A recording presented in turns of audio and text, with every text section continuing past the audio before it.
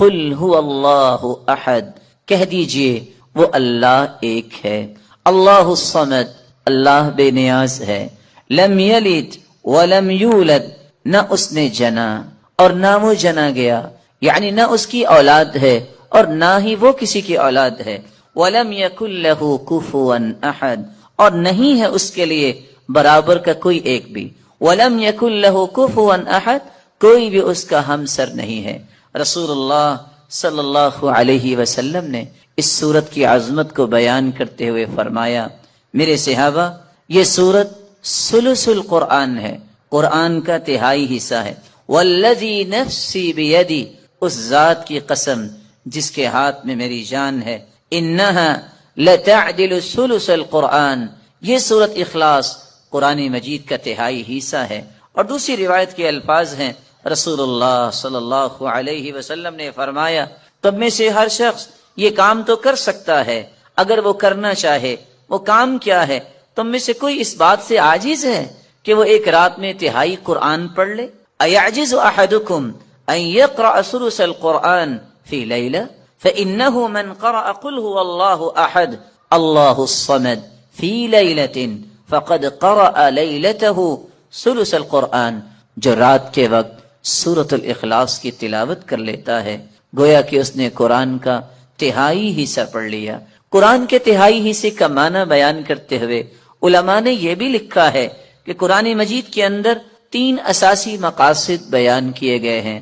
اللہ کی توحید کو بیان کیا گیا، اللہ کے اوامر اور نواہی کو بیان کیا گیا، اللہ تعالیٰ کے پیارے پیغمبروں اور پھر ان کی قوموں کے اخبار و قصص کو بیان کیا گیا۔ تو سورۃ الاخلاص علم التوحید، توحید کا ایک مرکز ہے، توحید کی حقیقت کو کھولنے والی یہ سورت ہے۔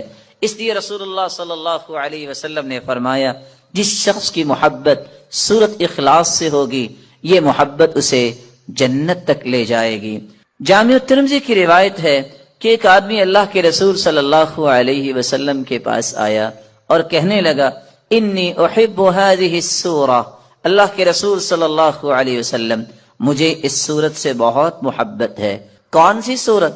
قل هو اللہ احد، فقال ان حبک ایاہا یدخلک الجنہ، یاد رکھنا اس سورت کے ساتھ تیری محبت تمہیں جنت میں لے جائے گی۔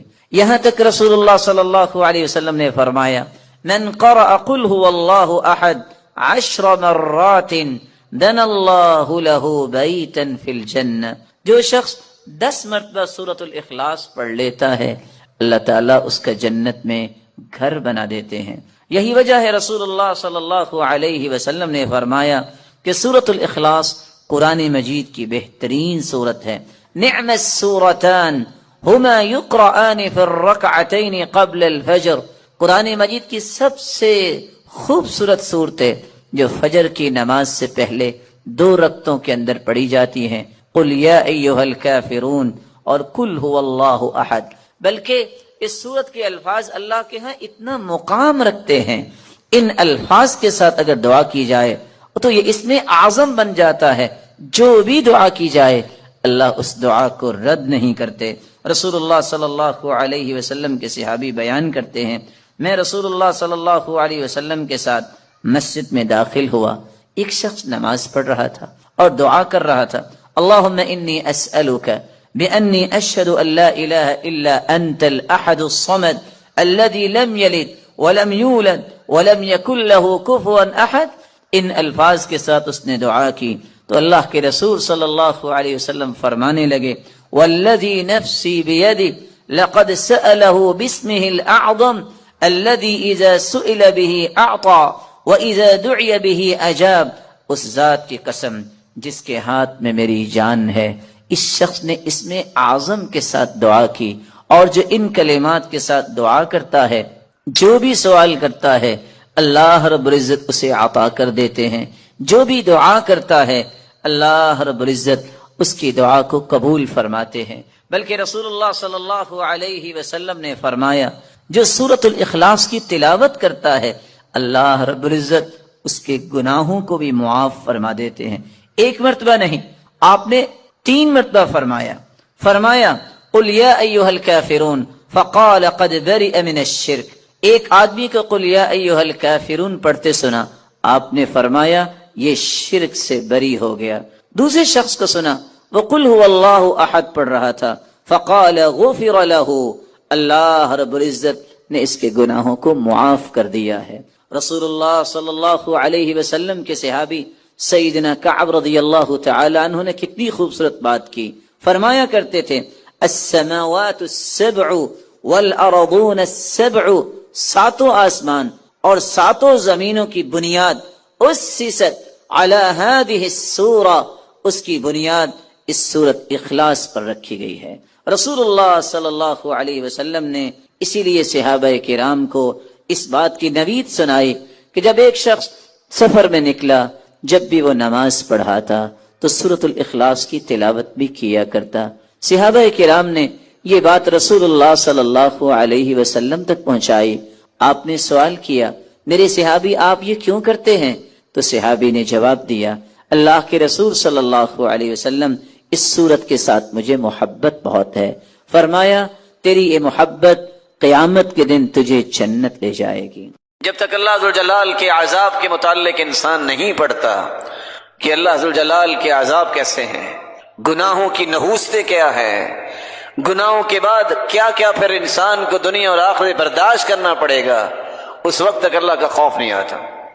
اللہ کا خوف حاصل کرنے کے لیے الخوف من مکر اللہ، یہ اللہ کے خوف سے بے خوف ہونا یہ خسارہ پانے والوں کی علامت ہے۔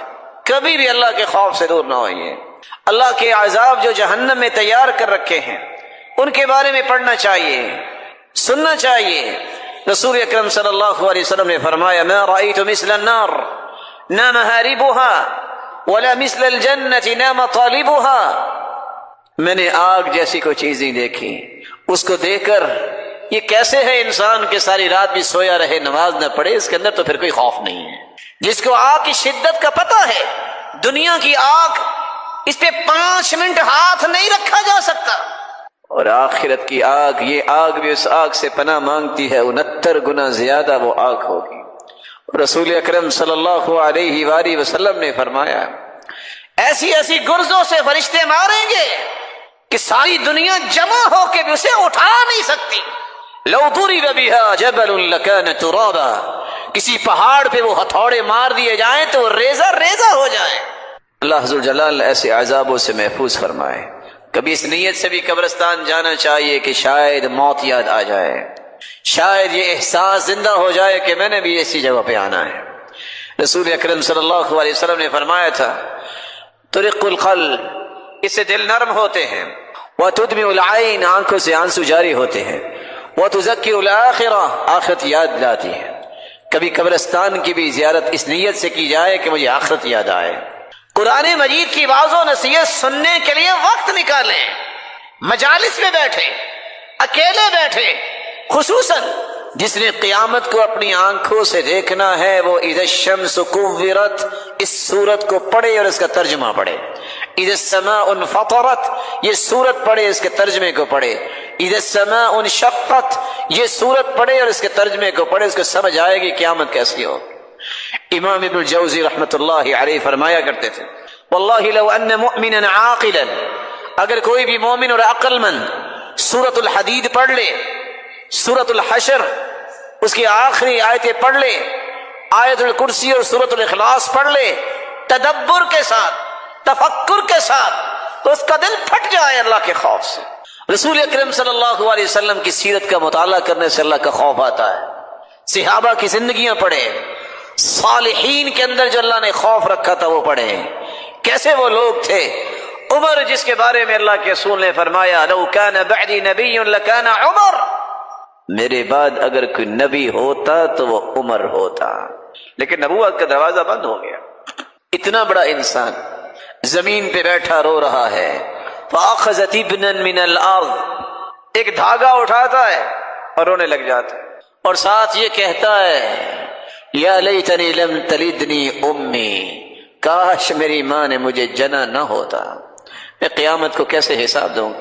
وہ مومنوں کی ماں سیدہ عائشہ رضی اللہ تعالی عنہا جن کے بارے میں اللہ کے رسول نے خوشخبری سنائی تھی، عائشہ تم دنیا میں بھی میری بیوی ہو تو جنت میں بھی بیوی ہو۔ اتنی بڑی خوشخبری سننے کے باوجود سیدہ عائشہ رضی اللہ تعالی عنہا اتنی رویا کرتی کہ ان کا دوپٹہ بھیگ جاتا۔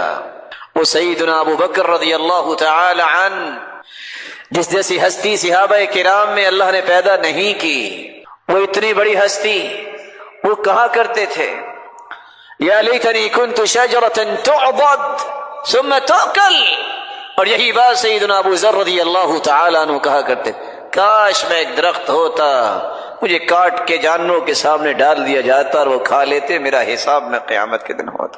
عطا جیسے لوگ جن کو اللہ نے کمال دیا تھا، رات کو اٹھتے اپنے ہاتھوں کو دیکھتے، کہیں میرے گناہوں کی وجہ سے میرے ہاتھ اور میرا جسم سیاہ تو نہیں ہو گیا، ہاتھ اٹھا دیتے یا اللہ میرے گناہوں کی وجہ سے امت پہ کوئی مصیبت نہ آئے۔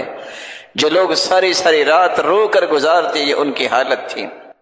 اسما رضی اللہ تعالی عنہ اور سیدہ عائشہ رضی اللہ تعالی عنہ دونوں کے بارے میں یہ بات منقول ہے۔ قاسم بیان کرتے ہیں میں سیدہ عائشہ رضی اللہ تعالی عنہ کے پاس گیا اور وہ قیام میں کھڑی تھی اور یہ آیت پڑھ رہی تھی، فمن اللہ علینا ووقانا عذاب السموم۔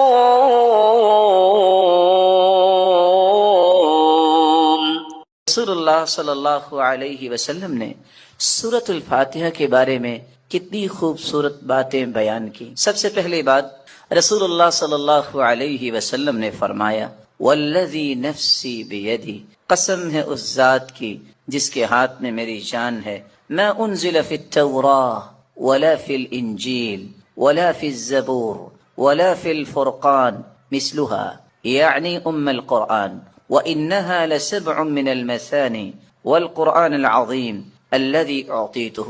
اللہ تعالیٰ نے آسمانی اور الہامی کتابوں میں سے نہ تو تورات میں ایسی صورت نازل کی، نہ انجیل میں ایسی صورت نازل کی، نہ ہی زبور میں ایسی کوئی صورت نازل کی، اور نہ ہی قرآن مجید میں ایسی صورت ہے جیسی اللہ تعالیٰ نے سورۃ الفاتحہ کو نازل کر کے اپنی مخلوق پر انعام کیا ہے۔ یہ 7 آیتیں بار بار پڑھی جانے والی ہیں۔ یہ القرآن بھی ہے، قرآن مجید کی ماں کا درجہ اس کو دیا گیا، الکتاب بھی ہے، یہ کتاب اللہ کی ماں کا درجہ دیا گیا اس کو۔ رسول اللہ صلی اللہ علیہ وسلم نے ایک دوسری روایت میں فرمایا کہ سورۃ الفاتحہ یہ ایک بے مثال نور ہے، ایک ایسی روشنی ہے۔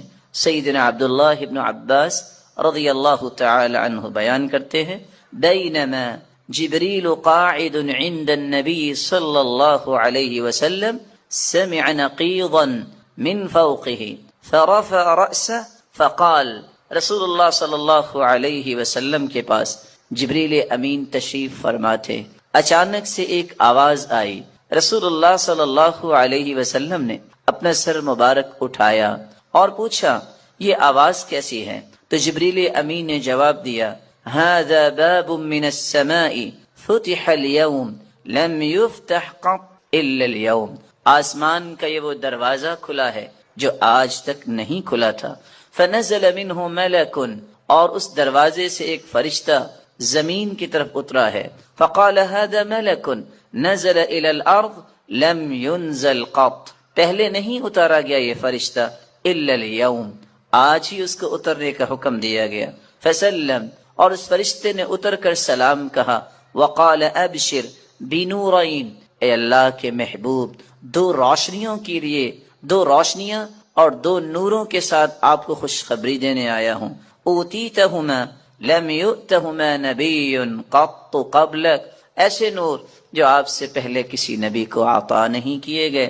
فاتحۃ الکتاب، ایک سورۃ الفاتحہ ہے، وخواتیم سورۃ البقرہ، اور سورۃ البقرہ کی آخری آیات ہیں۔ لن تقرأ بحرف منہما الا اعطیت، سورۃ البقرہ کی آخری آیتیں اور سورۃ الفاتحہ کا کوئی بھی حرف آپ پڑھیں تو اللہ رب العزت اس ایک ایک حرف کے بدلے عطائیں کرتے ہیں، اور یہ روایت صحیح ترغیب میں موجود ہے۔ بلکہ رسول اللہ صلی اللہ علیہ وسلم نے اس سورت کی عظمت کو بیان کرتے ہوئے صحابہ کرام کو کتنی خوبصورت بات سمجھائی۔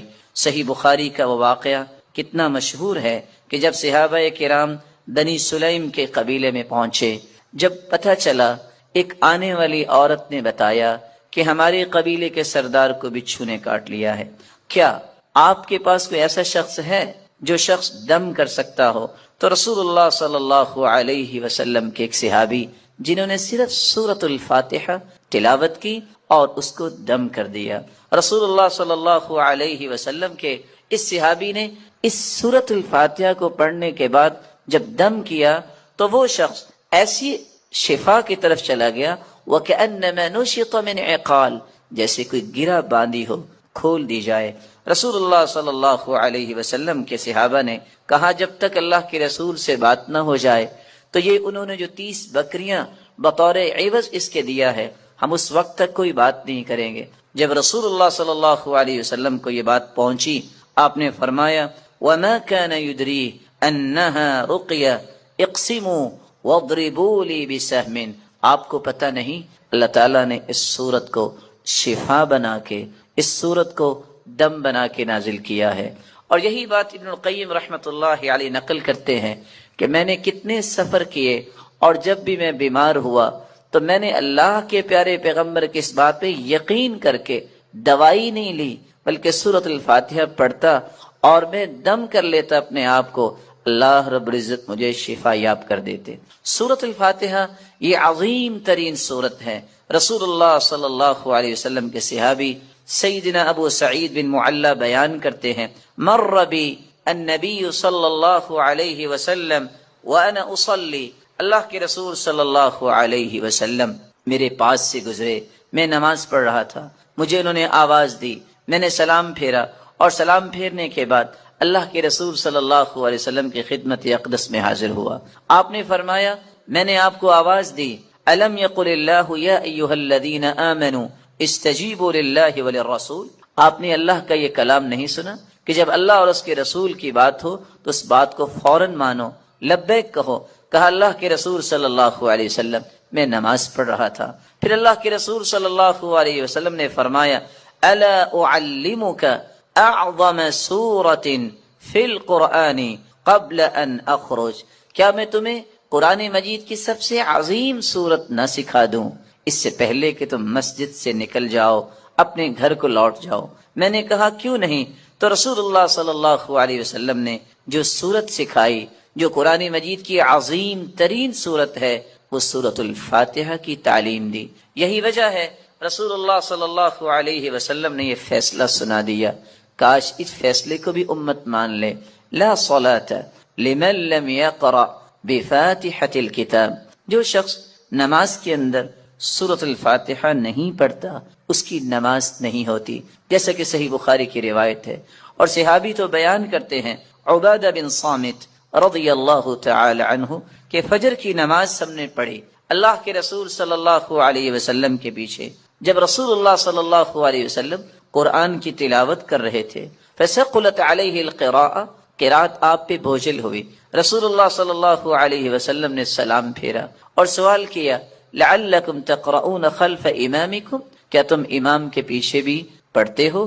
تو صحابہ کرام نے کہا جی ہاں۔ تو رسول اللہ صلی اللہ علیہ وسلم نے فرمایا لا تقرؤوا لا تفعلوا كما فی روایت اخرى، دوسری روایت کے الفاظ ہیں لا تفعلوا الا بفاتحۃ الکتاب، امام کے پیچھے کھڑے ہو کر تم صرف سورۃ الفاتحہ پڑھا کرو، فإنه لا صلاة لمن لم يقرأ بها، کیونکہ سورۃ الفاتحہ پڑھنے کے بغیر نماز نہیں ہوتی۔ یہ ایسی خوبصورت اور ایسی مبارک صورت ہے جو اللہ اور اس کی مخلوق کے درمیان مکالمے کے خوبصورت جوہر ہے، ایسا گوہر ہے انسان الحمدللہ رب العالمین کہتا ہے تو اللہ رب العزت فرماتے ہیں حمیدنی عبدی، میرے بندے نے میری حمد و توصیف بیان کی۔ جب بندہ مومن الرحمن الرحیم کہتا ہے تو اللہ رب العزت فرماتے ہیں اسنا علی عبدی، میرے بندے نے میری تعریف کی ہے۔ جب بندہ مومن یہ کہتا ہے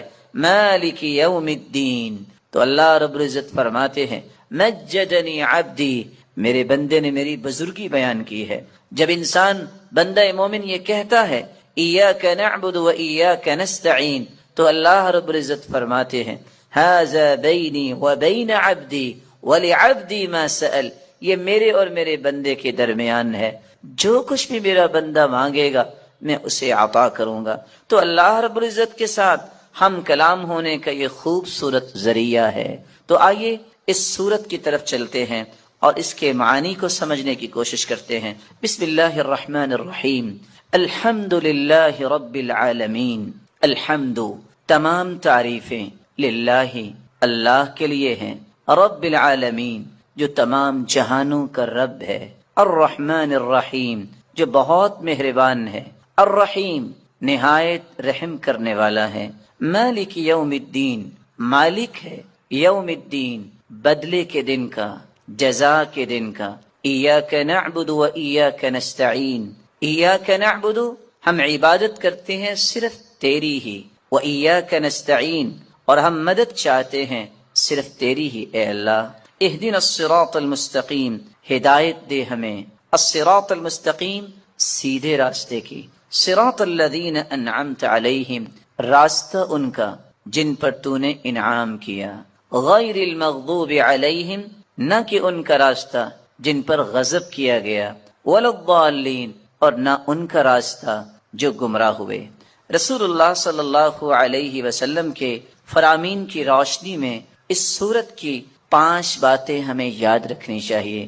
جب رسول اللہ صلی اللہ علیہ وسلم نے فرما دیا کہ سورۃ الفاتحہ کے بغیر نماز نہیں ہوتی، تو بندہ مومن کو یہ یقین کر لینا چاہیے، آپ کو 10 دلائل کوئی پیش کر دے، آپ کو 10 کو دلائل پیش کر دے، جب تک سورۃ الفاتحہ آپ نہیں پڑھ لیتے کبھی بھی اس بات پہ اطمینان نہ کیجیے گا کہ میری نماز مکمل ہوئی ہے یا نہیں۔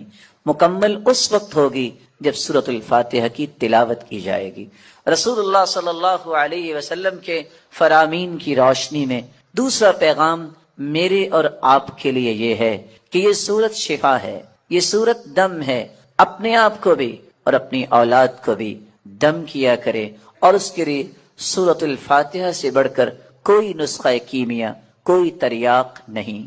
تیسرا پیغام اس سورت کا جو مجھے اور آپ کو سمجھنا ہے کہ اللہ کی تعریف اللہ کو بہت پسند ہے۔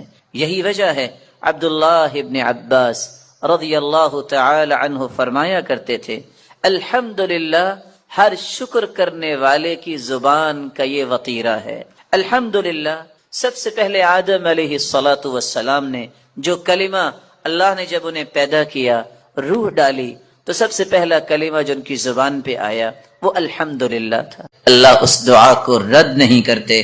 رسول اللہ صلی اللہ علیہ وسلم کے صحابی بیان کرتے ہیں، میں رسول اللہ صلی اللہ علیہ وسلم کے ساتھ مسجد میں داخل ہوا، ایک شخص نماز پڑھ رہا تھا اور دعا کر رہا تھا، اللہم انی اسألک بأنی اشہد ان لا الہ الا انت الاحد الصمد الذي لم يلد ولم يولد ولم يكن له كفوا احد۔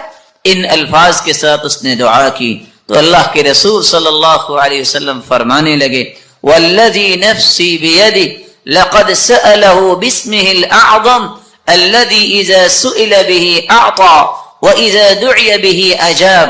اس ذات کی قسم جس کے ہاتھ میں میری جان ہے، اس شخص نے اسم اعظم کے ساتھ دعا کی، اور جو ان کلمات کے ساتھ دعا کرتا ہے، جو بھی سوال کرتا ہے، اللہ رب العزت اسے عطا کر دیتے ہیں۔ جو بھی دعا کرتا ہے، اللہ رب العزت اس کی دعا کو قبول فرماتے ہیں۔ بلکہ رسول اللہ صلی اللہ علیہ وسلم نے فرمایا، جو سورۃ الاخلاص کی تلاوت کرتا ہے، اللہ رب العزت اس کے گناہوں کو بھی معاف فرما دیتے ہیں۔ ایک مرتبہ نہیں، آپ نے 3 مرتبہ فرمایا قل یا ایھا الکافرون فقال قد برئ من الشرک۔ ایک آدمی کو قل یا ایھا الکافرون پڑھتے سنا، آپ نے فرمایا یہ شرک سے بری ہو گیا۔ دوسرے شخص کو سنا، وہ قل هو اللہ احد پڑھ رہا تھا، فقال غفر له، اللہ رب العزت نے اس کے گناہوں کو معاف کر دیا ہے۔ ان کلمات کو تلاش کرو جو کلمات اللہ کے رسول نے سکھائے ہیں، جن کو اسم اعظم کہتے ہیں۔ اسم اعظم کے ساتھ کی گئی دعا رد نہیں ہوتی۔ وہ کون سے کلمات ہیں اسم اعظم کی؟ اللہم انی اسألک بانی اشہدک أنك لا إله إلا أنت الأحد الصمد الذي لم يلد ولم يولد ولم يكن له كفوا أحد. یہ بھی اسم اعظم. دوسرا اسم اعظم اللهم لا إله إلا أنت المنان بديع السماوات والأرض يا ذا الجلال والإكرام. یہ بھی اسم اعظم. پہلی ابو داود کی روایت اور یہ جامع ترمذی کی. اور تیسرا اسم اعظم اللهم إني أسألك بأن لك الحمد لا إله إلا أنت وحدك لا شريك لك المنان بديع السماوات والأرض ذو الجلال والإكرام. یہ بھی اسم اعظم. یہ سنن ابن ماجہ کی روایت. اور سب سے آسان اگر یہ یاد نہیں ہو رہا وَإِلَٰهُكُمْ إِلَٰهٌ وَاحِدٌ لَا إِلَٰهَ إِلَّا هُوَ الرَّحْمَٰنُ الرَّحِيمُ. یہ بھی اسم اعظم. اگر آپ کو یہ بھی مشکل لگتا ہے الف لام میم اللہ لا الہ الا هو الحی القیوم، ان پانچوں اسم اعظم میں سے کوئی کلمات ضرور اختیار کریں. اس کے بعد پھر رسول اللہ صلی اللہ علیہ وسلم پہ درود بھیجیں، اور درود بھیجنے کے بعد سب سے پہلے اپنے لیے دعا کریں. دعا کرتے وقت ایک بات کو 3 مرتبہ ضرور کہیں. آپ صلی اللہ علیہ وسلم کا طریقہ تھا كان اذا دعا دعا ثلاثا واذا تكلم تكلم ثلاثا. جب بھی آپ دعا کرتے تو 3 مرتبہ دعا کرتے، اور دعا میں زور پیدا کریں. یہ نہ کہیں اللہ اگر تو چاہتا ہے تو دے دے، نہیں، انه لا مستکرہ، اللہ کے فیصلوں کو کوئی روکنے والا ہے. یہ کہو کہ اللہ مجھے دے. کثرت سے یہ بات کہیں. آپ اپنے رب سے مانگ رہے ہیں. زندگی کے کٹھن حالات میں اگر 3 کلمات آپ کو نہ بھولیں تو تمہارا رب تمہیں نہیں بھولے گا. حسبی اللہ و نعم الوکیل، حسبی اللہ و نعم الوکیل، یا حی یا قیوم برحمتک استغیث. استغفر اللہ، چھوٹا سا کلمہ ہے، استغفر اللہ. من لازم الاستغفار جعل اللہ له من كل هم فرجا ومن كل ضيق مخرجا ورزقه من حيث لا يحتسب. استغفر اللہ چھوٹا سا کلمہ ہے، جو یہ کہہ دیتا ہے اللہ سختیوں سے نکلنے کا راستہ بنا دیتے ہیں، ہر مشکل کو آسانی میں بدل دیتے ہیں، اور وہاں سے اللہ عطا کرتے ہیں جہاں انسان نے کبھی سوچا نہیں ہوتا. میں اتفاق سے کراچی درس پہ گیا، جو ہی ہم گاڑی سے اترے، حالات بھی کراچی کے ویسے ہی ہیں، اللہ تعالیٰ مہربانی فرمائے. تو ایک شخص کہتا ہے مولانا میں آپ کے ساتھ جانا چاہتا ہوں. ساتھی پریشان ہوئے کہ یہ کون ہے جو کہہ رہا. کہتے ہیں بس 2 منٹ مجھے دیجیے، یہ میرے استغفار کی گاڑی ہے. کیا مطلب؟ کہتے یہ میرے استغفار کی گاڑی ہے. میں نے کہا میں سمجھا نہیں. کہا میں نے درس سنا تھا استغفار پہ، میں نے 25,000 جمع کیا تھا کہ کوئی کام کروں گا، جس کو میں نے دیا وہ لے کے بھاگ گیا. میں نے وضو کیا اور مسجد میں بیٹھ گیا، میں نے استغفار شروع کر دیا. میں نے 1000 مرتبہ استغفار کیا. اچانک سے ایک شخص آیا، کہتا تم کہاں تھے؟ میں تمہیں ڈھونڈ رہا تھا، بیٹھو میرے ساتھ. مجھے گاڑی پہ بٹھا کے لے گیا اور میرے نام کی گاڑی نکلوا کے کہتا ہے پیسے بعد میں دیتے رہنا. کہتا ہے 6 مہینے ہو گئے ہیں گاڑی میرے پاس ہے، مجھے یہ بھی پتہ نہیں وہ بندہ کون ہے. تو یہ میرے رب نے میرے استغفار کی مجھے گاڑی دی. رسول اکرم صلی اللہ علیہ وآلہ وسلم جو ہم سب کے لیے نمونہ ہیں، اللہ عز و جلال نے اس ہستی کو ذات کے اعتبار سے بھی بے مثال بنایا. آدم سے لے کر آج تک اور قیامت تک آنے والی انسانیت میں ایسی ہستی نہ آئی ہے نہ قیامت تک آئے گی. جس طرح وہ مخلوق میں سے ذات کے اعتبار سے بے مثال ہے، اسی طرح صفات کے اعتبار سے بھی بے مثال ہے. آپ کی ایک صفت یہ بھی ہے كان النبي اشد حياء من العذراء في خدرها. اللہ کے پیارے پیغمبر پردہ نشین کمواری عورتوں سے بھی زیادہ حیا کیا کرتے. وكان اذا راى شيئا يكرهه عرفناه في وجهه. صحابی کہتے ہیں کہ اگر وہ کسی چیز کو ناپسند کرتے تو ہم آپ کے چہرے مبارک سے پہچان لیتے کہ آپ کو پسند نہیں آئے. آپ صلی اللہ علیہ وسلم ایسے کوئی الفاظ نہیں بولا کرتے. اس لیے نہیں بولا کرتے تھے کہ حیا ایک ایسی عظیم نعمت اللہ نے عطا کی تھی، اور جس کو اللہ عطا کر دیتا ہے وہ ہر قسم کی برائیوں سے اپنے آپ کو بچا لیتا ہے. تو وہ تو ذات ہی معصوم تھی، اس سے بڑی ذات تو اللہ نے پیدا ہی نہیں. رسول اکرم صلی اللہ علیہ وسلم نے فرمایا حیات اللہ عز و جلال نے اپنی صفت بھی بیان کی ہے.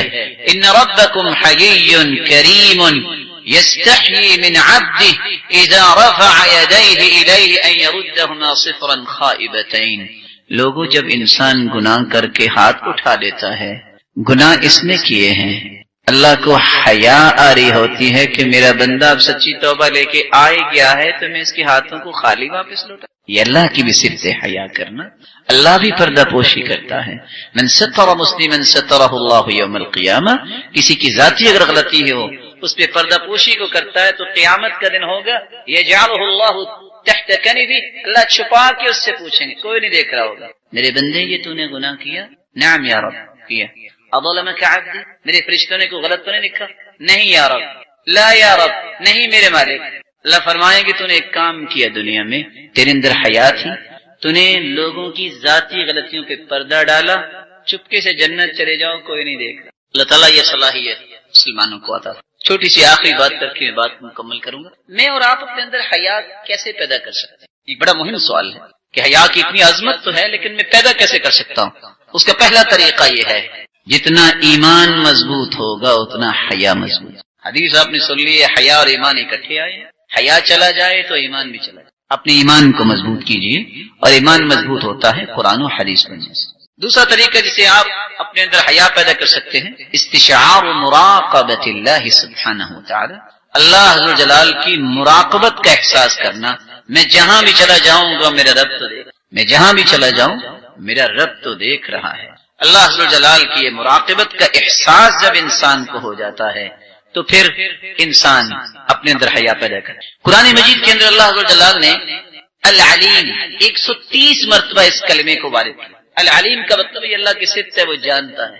اللہ عز جلال نے 130 مرتبہ اس کا تذکرہ کیا. رسول اللہ صلی اللہ علیہ وسلم نے سورۃ الفاتحہ کے بارے میں کتنی خوبصورت باتیں بیان کی. سب سے پہلی بات، رسول اللہ صلی اللہ علیہ وسلم نے فرمایا والذی نفسی بیدی، قسم ہے اس ذات کی جس کے ہاتھ میں میری جان ہے، ما انزل فی التوراہ ولا فی الانجیل ولا فی الزبور ولا فی الفرقان مثلها، یعنی القرآن، وإنها لسبع من المثانی والقرآن العظیم الذي اعطیته. اللہ تعالیٰ نے آسمانی اور الہامی کتابوں میں سے نہ تو تورات میں ایسی صورت نازل کی، نہ انجیل میں ایسی صورت نازل کی، نہ ہی زبور میں ایسی کوئی صورت نازل کی، اور نہ ہی قرآن مجید میں ایسی صورت ہے جیسی اللہ تعالیٰ نے سورۃ الفاتحہ کو نازل کر کے اپنی مخلوق پر انعام کیا ہے. یہ 7 آیتیں بار بار پڑھی جانے والی ہیں. یہ القرآن بھی ہے، قرآن مجید کی ماں کا درجہ اس کو دیا گیا. الکتاب بھی ہے، یہ کتاب اللہ کی ماں کا درجہ دیا گیا اس کو. رسول اللہ صلی اللہ علیہ وسلم نے ایک دوسری روایت میں فرمایا کہ سورۃ الفاتحہ یہ ایک بے مثال نور ہے، ایک ایسی روشنی ہے.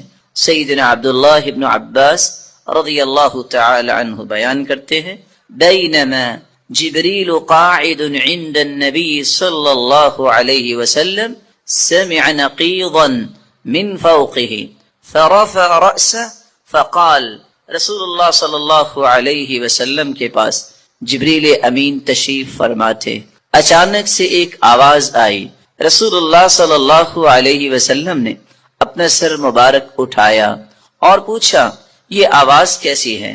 تو جبریل امین نے جواب دیا، هذا باب من السماء فتح اليوم لم يفتح قط الا اليوم. آسمان کا یہ وہ دروازہ کھلا ہے جو آج تک نہیں کھلا تھا. فنزل منه ملک، اور اس دروازے سے ایک فرشتہ زمین کی طرف اترا ہے. فقال هذا ملک نزل الى الارض لم ينزل قط، پہلے نہیں اتارا گیا یہ فرشتہ الا اليوم، آج ہی اس کو اترنے کا حکم دیا گیا. فسلم، اور اس فرشتے نے اتر کر سلام کہا. وقال ابشر بنورین، اے اللہ کے محبوب 2 روشنیوں کے لیے، 2 روشنیاں اور 2 نوروں کے ساتھ آپ کو خوشخبری دینے آیا ہوں. اوتیتہما لم یؤتہما نبی قط قبلک، ایسے نور جو آپ سے پہلے کسی نبی کو عطا نہیں کیے گئے. فاتحۃ الکتاب، ایک سورۃ الفاتحہ ہے. وخواتیم سورۃ البقرہ، اور سورۃ البقرہ کی آخری آیات ہیں. لن تقرأ بحرف منہما الا اعطیت، سورۃ البقرہ کی آخری آیتیں اور سورۃ الفاتحہ کا کوئی بھی حرف آپ پڑھیں تو اللہ رب العزت اس ایک ایک حرف کے بدلے عطائیں کرتے ہیں. اور یہ روایت صحیح طرف، بلکہ رسول اللہ صلی اللہ علیہ وسلم نے اس سورت کی عظمت کو بیان کرتے ہوئے صحابہ کرام کو کتنی خوبصورت بات سمجھائی. صحیح بخاری کا وہ واقعہ کتنا مشہور ہے کہ جب صحابہ کرام بنی سلیم کے قبیلے میں پہنچے، جب پتہ چلا ایک آنے والی عورت نے بتایا کہ ہمارے قبیلے کے سردار کو بچھو نے کاٹ لیا ہے، کیا آپ کے پاس کوئی ایسا شخص ہے جو شخص دم کر سکتا ہو؟ تو رسول اللہ صلی اللہ علیہ وسلم کے ایک صحابی جنہوں نے صرف سورۃ الفاتحہ تلاوت کی اور اس کو دم کر دیا، رسول اللہ صلی اللہ علیہ وسلم کے اس صحابی نے اس سورۃ الفاتحہ کو پڑھنے کے بعد جب دم کیا تو وہ شخص ایسی شفا کی طرف چلا گیا وَكَأَنَّمَا نُشِطَ مِنْ عِقَالٍ، جیسے کوئی گرہ باندھی ہو کھول دی جائے. رسول اللہ صلی اللہ علیہ وسلم کے صحابہ نے کہا جب تک اللہ کے رسول سے بات نہ ہو جائے تو یہ انہوں نے جو 30 بکریاں بطور عوض اس کے دیا ہے ہم اس وقت تک کوئی بات نہیں کریں گے. جب رسول اللہ صلی اللہ علیہ وسلم کو یہ بات پہنچی آپ نے فرمایا وَمَا كَانَ يُدْرِي أَنَّهَا رُقْيَةٌ اقسموا وَاضْرِبُوا لِي بِسَهْمٍ، آپ کو پتہ نہیں اللہ تعالیٰ نے اس سورت کو شفا بنا کے، اس سورت کو دم بنا کے نازل کیا ہے. اور یہی بات ابن القیم رحمۃ اللہ علیہ نقل کرتے ہیں کہ میں نے کتنے سفر کیے اور جب بھی میں بیمار ہوا تو میں نے اللہ کے پیارے پیغمبر کی اس بات پہ یقین کر کے دوائی نہیں لی بلکہ سورۃ الفاتحہ پڑھتا اور میں دم کر لیتا اپنے آپ کو، اللہ رب العزت مجھے شفا یاب کر دیتے. سورۃ الفاتحہ یہ عظیم ترین سورت ہے. رسول اللہ صلی اللہ علیہ وسلم کے صحابی سیدنا ابو سعید بن معلی بیان کرتے ہیں مر بی النبی صلی اللہ علیہ وسلم وانا اصلی، اللہ کے رسول صلی اللہ علیہ وسلم میرے پاس سے گزرے، میں نماز پڑھ رہا تھا، مجھے انہوں نے آواز دی، میں نے سلام پھیرا اور سلام پھیرنے کے بعد اللہ کے رسول صلی اللہ علیہ وسلم کی خدمت اقدس میں حاضر ہوا. آپ نے فرمایا میں نے آپ کو آواز دی الم یقل اللہ یا ایھا الذین آمنوا استجیبوا للہ وللرسول، آپ نے اللہ کا یہ کلام نہیں سنا کہ جب اللہ اور اس کے رسول کی بات ہو تو اس بات کو فوراً مانو، لبیک کہو. کہا اللہ کے رسول صلی اللہ علیہ وسلم میں نماز پڑھ رہا تھا. پھر اللہ کے رسول صلی اللہ علیہ وسلم نے فرمایا الا اعلمک اعظم سورۃ فی القرآن قبل ان اخرج، کیا میں تمہیں قرآن مجید کی سب سے عظیم سورت نہ سکھا دوں اس سے پہلے کہ تم مسجد سے نکل جاؤ، اپنے گھر کو لوٹ جاؤ؟ میں نے کہا کیوں نہیں؟ تو رسول اللہ صلی اللہ علیہ وسلم نے جو سورت سکھائی، جو قرآن مجید کی عظیم ترین سورت ہے، وہ سورۃ الفاتحہ کی تعلیم دی.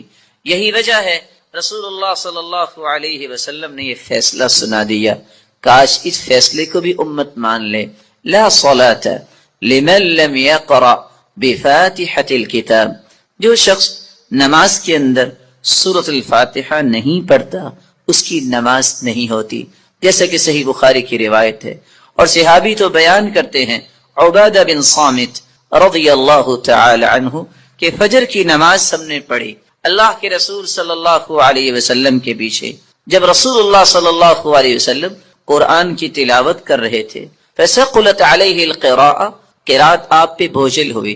رسول اللہ صلی اللہ علیہ وسلم نے سلام پھیرا اور سوال کیا لعلکم تقرؤون خلف امامکم، کیا تم امام کے پیچھے بھی پڑھتے ہو؟ تو صحابہ کرام نے کہا جی ہاں.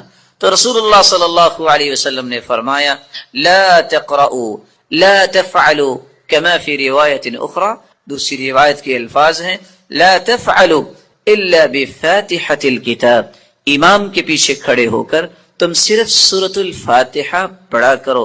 فإنه لا صلاة لمن لم يقرأ بها، کیونکہ سورۃ الفاتحہ پڑھنے کے بغیر نماز نہیں ہوتی. یہ ایسی خوبصورت اور ایسی مبارک صورت ہے جو اللہ اور اس کی مخلوق کے درمیان مکالمے کا ایک خوبصورت جوہر ہے. ایسا گوہر ہے انسان الحمدللہ رب العالمین کہتا ہے تو اللہ رب العزت فرماتے ہیں حمیدنی عبدی، میرے بندے نے میری حمد و توصیف بیان کی۔ جب بندہ مومن الرحمن الرحیم کہتا ہے تو اللہ رب العزت فرماتے ہیں اثنا علی عبدی، میرے بندے نے میری تعریف کی ہے۔ جب بندہ مومن یہ کہتا ہے مالک یوم الدین تو اللہ رب العزت فرماتے ہیں مجدنی عبدی، میرے بندے نے میری بزرگی بیان کی ہے۔ جب انسان بندہ مومن یہ کہتا ہے ایاک نعبد و ایاک نستعین تو اللہ رب العزت فرماتے ہیں ھذا بینی و بین عبدی ولعبدی ما سأل، یہ میرے اور میرے بندے کے درمیان ہے، جو کچھ بھی میرا بندہ مانگے گا میں اسے عطا کروں گا۔ تو اللہ رب العزت کے ساتھ ہم کلام ہونے کا یہ خوبصورت ذریعہ ہے۔ تو آئیے اس سورت کی طرف چلتے ہیں اور اس کے معانی کو سمجھنے کی کوشش کرتے ہیں۔ بسم اللہ الرحمن الرحیم، الحمد للہ رب العالمین، الحمد تمام تعریفیں للہ اللہ کے لیے ہیں، رب العالمین جو تمام جہانوں کا رب ہے، الرحمن الرحیم جو بہت مہربان ہے، الرحیم نہایت رحم کرنے والا ہے، مالک یوم الدین مالک ہے یوم الدین بدلے کے دن کا، جزا کے دن کا، ایاک نعبد و ایاک نستعین، ایاک نعبد ہم عبادت کرتے ہیں صرف تیری ہی، و ایاک نستعین اور ہم مدد چاہتے ہیں صرف تیری ہی اے اللہ۔ اہدنا الصراط المستقیم، ہدایت دے ہمیں، الصراط المستقیم سیدھے راستے کی، صراط الذین انعمت علیہم راستہ ان کا جن پر تو نے انعام کیا، غیر المغضوب علیہم نہ کہ ان کا راستہ جن پر غضب کیا گیا، ولا الضالین اور نہ ان کا راستہ جو گمراہ ہوئے۔ رسول اللہ صلی اللہ علیہ وسلم کے فرامین کی روشنی میں اس سورت کی 5 باتیں ہمیں یاد رکھنی چاہیے۔ جب رسول اللہ صلی اللہ علیہ وسلم نے فرما دیا کہ سورۃ الفاتحہ کے بغیر نماز نہیں ہوتی تو بندہ مومن کو یہ یقین کر لینا چاہیے، آپ کو 10 دلائل کوئی پیش کر دے، آپ کو 10 کو دلائل پیش کر دے، جب تک سورۃ الفاتحہ آپ نہیں پڑھ لیتے کبھی بھی اس بات پہ اطمینان نہ کیجئے گا کہ میری نماز مکمل ہوئی ہے یا نہیں۔ مکمل اس وقت ہوگی جب سورۃ الفاتحہ کی تلاوت کی جائے گی۔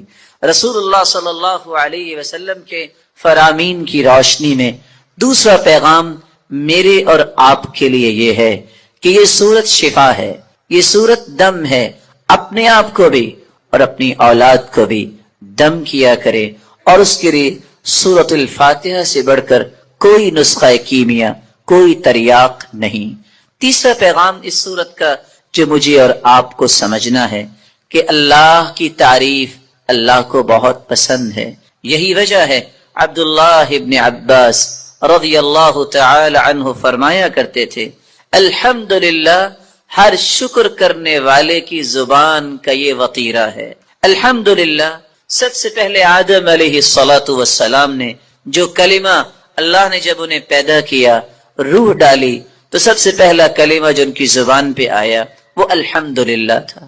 نوح علیہ السلام نے بھی کہا فَقُلِ الْحَمْدُ لِلَّهِ الَّذِي نَجَّانَا مِنَ الْقَوْمِ الظَّالِمِينَ، اور ابراہیم علیہ السلام نے بھی یہی کہا الحمدللہ الذی وہب لی علی الکبر اسماعیل و اسحاق، اور داود اور سلیمان علیہم السلام کے قصے میں بھی یہی بات ملتی ہے وقال الحمدللہ الذی فضلنا علی کثیر من عباده المؤمنین، اور اللہ رب العزت نے اپنے پیغمبر سے بھی مخاطب ہو کر فرمایا وقل الحمدللہ الذی لم يتخذ ولدا، اور اللہ رب العزت نے قرآن مجید میں اس بات کا تذکرہ کیا کہ جنتیوں کی زبان پہ بھی اگر کوئی بات ہوگی تو وہ یہی ہوگی الحمدللہ الذی اذهب عنا الحزن، اور وآخر دعواہم ان الحمدللہ رب العالمین،